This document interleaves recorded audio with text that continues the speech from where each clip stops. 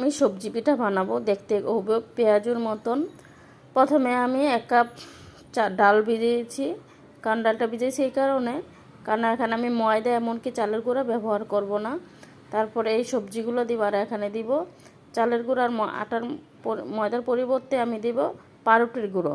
আসসালামু আলাইকুম, hello everyone, আপনারা সবাই কেমন আছেন? এই যে সবজিগুলো আমার হাতের নাগালে, যে সবজিগুলো ছিল আমি এগুলো নিয়েছি। ফুলকপি থাকলে ফুলকপি, সিম, শাক থাকলে শাক, এগুলো দিতে পারেন।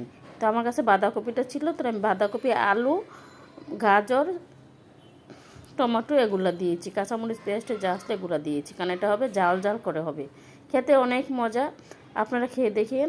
এই যে কাঁচামরিচ আমি আর একটু দিয়েছিলাম, আর কিছু, আর কারণ এখানে আমি আবার গুঁড়ামরিচ দিয়েছি, কারণ বাচ্চারা খাইলে তো বেশি জাল খাইতে পারবে না, বড়টা হতে খেতে পারবে।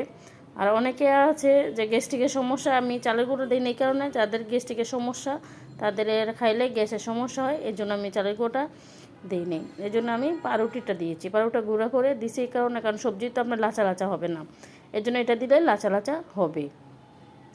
একটা ডিম দিয়েছি। আপনারা এটা বিকালের নাস্তা, এমনকি সবাই এটা, ছোটো বড়ো সবাই এটা পছন্দ করবে, জাল জাল খেতেও অনেক মজা লাগে।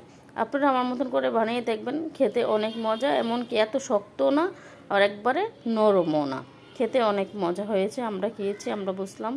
আপনারা আমার মতন করে বানিয়ে দেখবেন। কার কার থেকে ভালো লেগেছে আমার এই পিঠাটা বানানো, সবজি পিঠাটা, অবশ্যই আমাকে লাইক কমেন্ট দিয়ে পাশে থাকবেন, জানাবেন আমাকে দেখতে কেমন হয়েছে। আল্লাহ হাফেজ।